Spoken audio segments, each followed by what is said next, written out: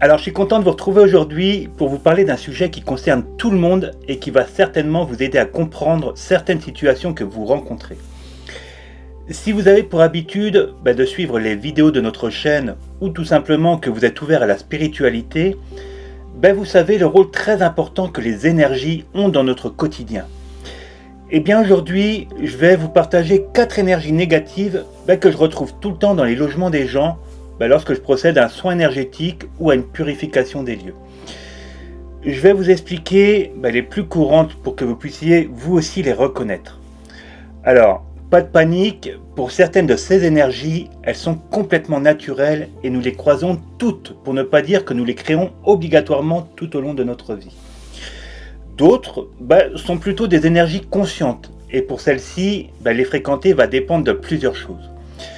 Quoi qu'il en soit, il y a des solutions différentes pour s'en débarrasser par soi-même, mais avant de pouvoir nettoyer quoi que ce soit chez vous, vous devez savoir ce que vous nettoyez réellement. Et vous devez être capable de diagnostiquer les problèmes énergétiques.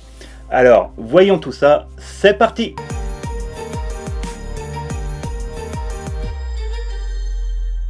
Pour commencer, parlons des énergies que l'on rencontre le plus souvent, les énergies résiduelles. Alors, on ne peut pas les éviter parce que ce sont des énergies que nous créons de par nos émotions, nos pensées et nos intentions. Quand tout ça est exprimé de manière intense, elle laisse des résidus sur vous, mais aussi dans les lieux. Et pour couronner le tout, ces énergies résiduelles que vous récupérez ne proviennent pas toujours que de vous.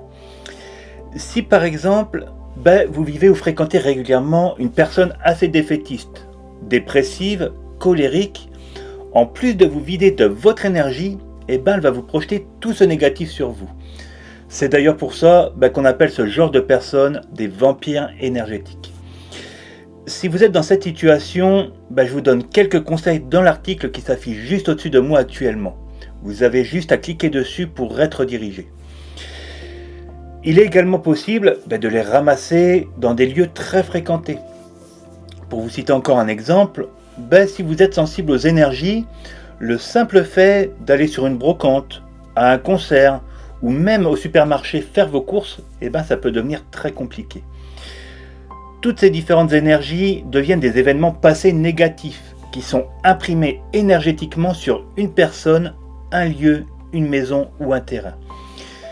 Ce que je remarque généralement, c'est que ces empreintes énergétiques sont essentiellement créées par des personnes qui ont éprouvé un terrible sentiment de souffrance ou même, vous savez, un traumatisme à un moment donné. Ça peut être des tentatives de suicide, des accidents, des guerres, des meurtres, des violences domestiques, des colères, des morts subites, il y a plein de choses. Et là où les conséquences des énergies résiduelles prennent toute leur ampleur, c'est bel et bien lorsqu'une personne décède de ces façons. Cela laisse souvent place à un fantôme. Alors, attention sur le terme fantôme, il me semble important qu'on s'arrête 2 minutes sur ce terme. Vous avez certainement l'image en tête du fantôme se déplaçant avec son drap blanc et 2 trous au niveau des yeux pour bien sûr qu'il puisse voir. Mais ce n'est évidemment pas ça. Alors, je sais bien que Casper est mignon, mais ça a fait son temps. Pour vous expliquer rapidement ce qu'est un fantôme, il faut comprendre que vous êtes composé de plusieurs corps. D'ailleurs, pour tous les connaître, je vous renvoie vers cette vidéo où je vous explique tout. Donc, lorsque vous mourrez, vous quittez votre corps physique pour vous retrouver dans votre corps énergétique qu'on appelle aussi le corps éthérique. Celui-ci, il a tendance à se désagréger généralement les quelques jours après la mort du corps physique. Et nous passons ensuite dans notre corps astral. Mais lorsqu'une mort se produit violemment ou subitement, ce corps éthérique ne se désagrège pas toujours, laissant l'âme continuer son élévation de corps en corps. Voilà ce qu'est un fantôme, une coquille vide puisque l'âme ne s'y trouve plus, et celui-ci va rejouer la scène perpétuellement. Les gens confondent souvent les fantômes avec des âmes désincarnées ou des entités parce qu'ils se manifestent avec des effets visuels et sonores. Sauf que les âmes désincarnées ont une conscience, contrairement aux fantômes où aucune communication n'est possible. Ces énergies résiduelles négatives ne sont que des échos énergétiques. Maintenant que vous savez ce que c'est, Comment pouvez-vous savoir si ces énergies se trouvent sur vous ou chez vous? Eh bien, il y a plusieurs choses qui l'indiquent. Là encore, je vous donne les signes que je croise le plus. Il y en a d'autres bien sûr, mais ce sont vraiment les principaux. Le plus courant, c'est que vous avez des sauts d'humeur, des épisodes de colère et des coups de fatigue soudains, sans trop savoir pourquoi ni d'où ça vient. Vous avez cette sensation d'être enlisé par quelque chose de négatif sur lequel vous ne pouvez pas mettre le doigt dessus. Eh bien ça, ce sont vraiment des signes de résidus énergétiques, souvent sur votre corps éthérique. Alors, soyez attentifs, car si tous ces symptômes ne surviennent que lorsque vous êtes chez vous, eh bien ça peut être plutôt imprégné au lieu. D'ailleurs, un bon moyen de savoir si vous êtes exposé à ce genre de résiduel, ça va être de connaître les antécédents de traumatisme de votre logement. Des violences domestiques, quelqu'un qui est mort brusquement, quelqu'un qui a été assassiné, etc. Ce sont de bonnes indications. Maintenant, il faut savoir que c'est possible avec le résiduel de voir une apparition, comme un voile, une espèce de brume qui fait toujours la même chose. Souvenez-vous le fantôme juste avant. Il reproduit en boucle ces derniers instants. Et en plus de laisser une empreinte visuelle, il peut laisser une empreinte auditive. Du coup, vous pourriez entendre une voix en détresse résonner toujours de la même manière. Vous pourriez entendre des pleurs, des gémissements ou d'autres bruits désagréables. Alors, quand on n'y connaît rien, bien sûr que ça fait peur. Mais dites-vous qu'il n'y a aucune conscience. Et en plus, c'est assez simple à enlever. Car oui, il est important de ne pas vivre avec ces hantises résiduelles parce que ça peut avoir un réel impact sur votre humeur, vos émotions et même votre santé. Regardons à présent un autre type d'énergie négative que je trouve très couramment chez mes consultants. Ce sont ce qu'on appelle les formes pensées négatives. Alors, qu'est-ce que c'est que ce truc? Vous allez comprendre, c'est tout bête. Les formes pensées sont des énergies réelles, vivantes, animées, qui sont créées par vos pensées et vos mots de manière répétée. Comme vous le savez, la pensée est créatrice dans les plans subtils. Les formes pensées contiennent donc une matière émotionnelle et mentale. Alors, petite précision, toutes vos pensées auxquelles vous pensez ne deviennent pas non plus des formes pensées. L'énergie de la plupart des pensées disparaît une fois qu'elles sont dépensées. Donc, les formes pensées sont généralement faibles et éphémères. Mais si vous ou une autre personne donne à vos pensées négatives suffisamment d'énergie et qu'elles se répètent encore et encore, elles peuvent prendre la forme d'une forme pensée négative qui dure dans le temps. Elles sont souvent créées par des gens qui se plaignent et racontent des commérages, ou par ceux qui ont beaucoup d'autosuggestion négative. Partout où il y a des personnes négatives, vous trouverez généralement des formes pensées négatives. Prenons par exemple le cas d'une famille fortunée qui exploite les ouvriers locaux et fait construire une énorme demeure dans leur ville. Beaucoup de citadins en veulent à cette famille et quand ils vont passer devant la maison, ils ont des pensées peu charitables à propos de ses propriétaires. Dans ce cas, des formes pensées vont se créer et au fil du temps, certaines de ces formes pensées peuvent s'attacher et s'accumuler dans la maison et polluant ainsi le tissu du lieu. Ainsi, l'emplacement devient associé aux énergies de l'exploitation, du ressentiment et de la cupidité, et ces énergies peuvent affecter les futurs propriétaires ultérieurs ainsi que la façon dont les visiteurs vivent l'endroit lorsqu'ils entrent dans cette maison. Pas facile à comprendre. Et attention, quand cela comprend plusieurs personnes avec des intentions communes et répétées, ces formes pensées se transforment en égrégores bien plus puissants énergétiquement. À savoir que cela fonctionne également sur les personnes. Si une personne vous déteste et qu'elle émet de fortes pensées négatives envers vous à chaque fois qu'elle vous voit, elle peut créer des formes pensées sur vous. Et c'est d'ailleurs bien souvent ce que je retrouve sur des personnes victimes de magie noire. Encore une fois, nous avons des solutions face à ça, et on les verra juste à la fin. Du coup, comment savoir si vous avez des formes pensées dans votre lieu de vie? En premier lieu, je dirais qu'elles rendent l'espace un peu chargé et un peu bizarre lorsqu'elles sont présentes, surtout lorsqu'elles n'ont aucun rapport avec l'ici et maintenant.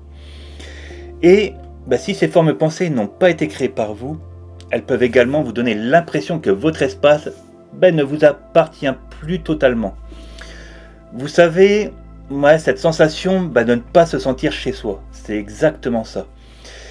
C'est pourquoi vous ressentez parfois des énergies lourdes, pesantes, lorsque vous entrez dans un bâtiment pour la première fois.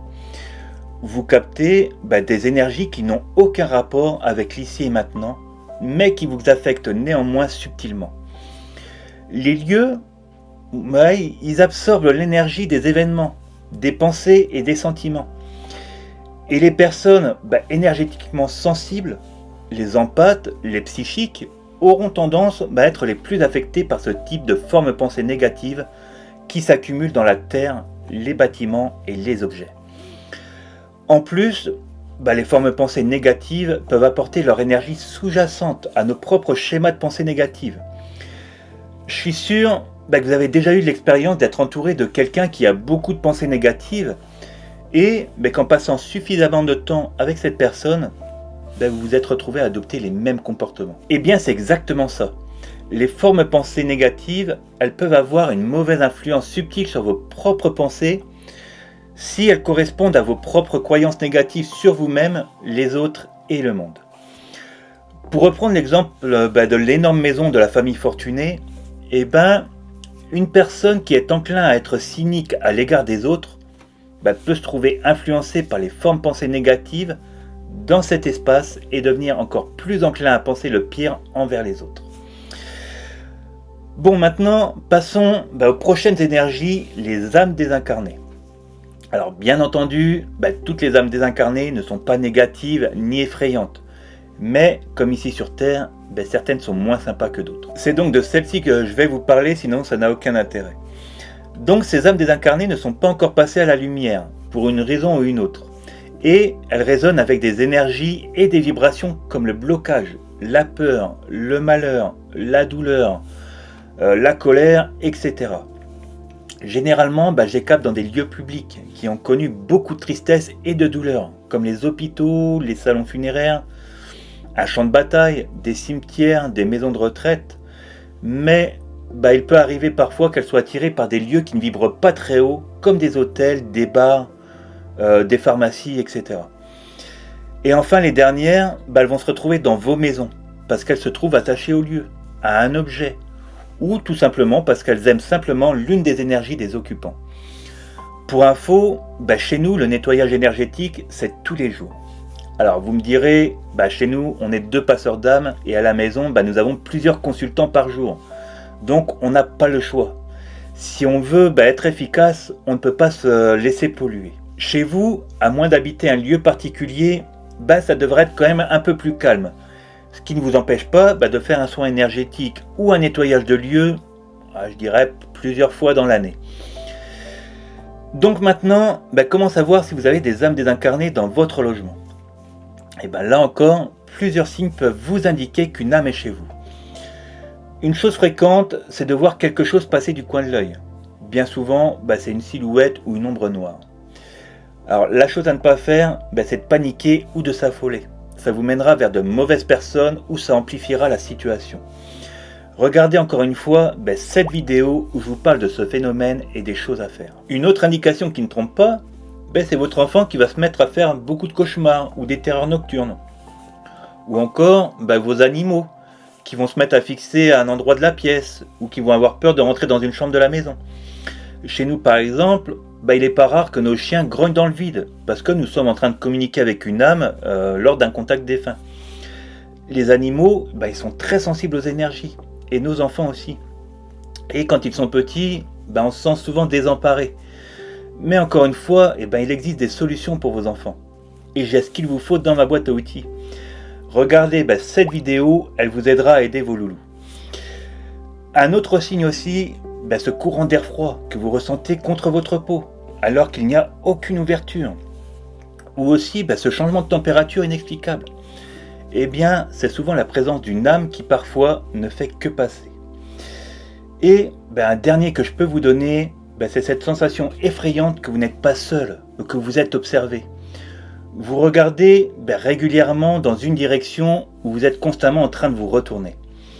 Là, c'est votre clairsentience qui parle et c'est l'une de vos meilleurs alliés. Avant de passer à la dernière énergie, j'aimerais qu'on s'attarde encore un peu sur les âmes désincarnées parce que j'ai souvent des personnes en rendez-vous qui n'ont pas forcément conscience de l'impact que ça peut engendrer et qui très souvent soit vont laisser la situation telle qu'elle en pensant que ça va partir tout seul, soit elles sont contentes parce qu'elles pensent que c'est un proche qui reste auprès d'elles. C'est pour ça que je veux vous donner quelques bonnes raisons de ne pas inciter une âme à rester chez vous. Premièrement, une âme peut s'attacher à vous et peut drainer votre énergie et contribuer à un sentiment de fatigue spirituelle et physique.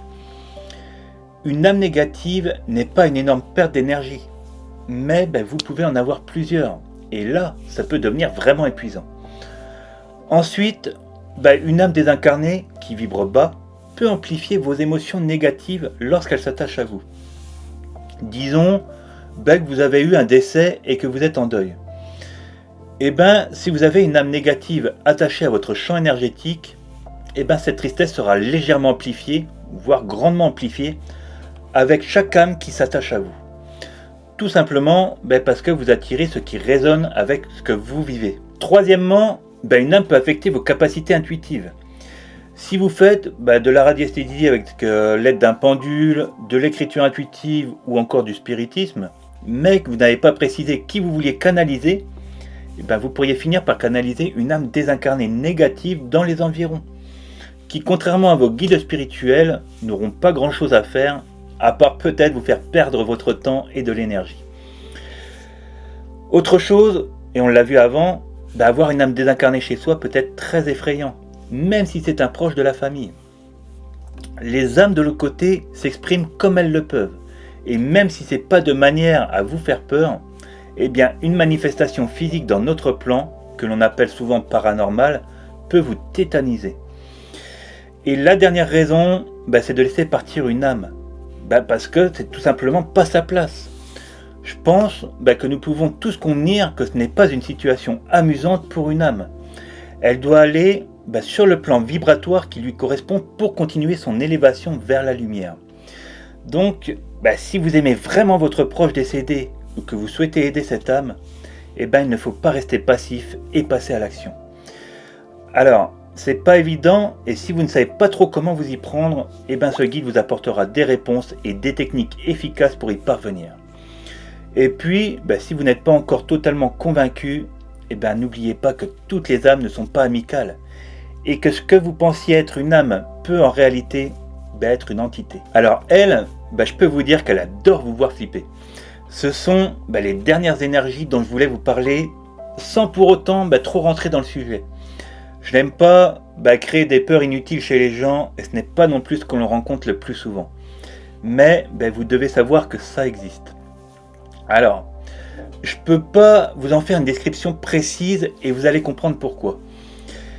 Les entités, ce sont des énergies conscientes créées par vos peurs, vos croyances religieuses, par votre imagination et qui va prendre généralement l'apparence qui vous effraie le plus.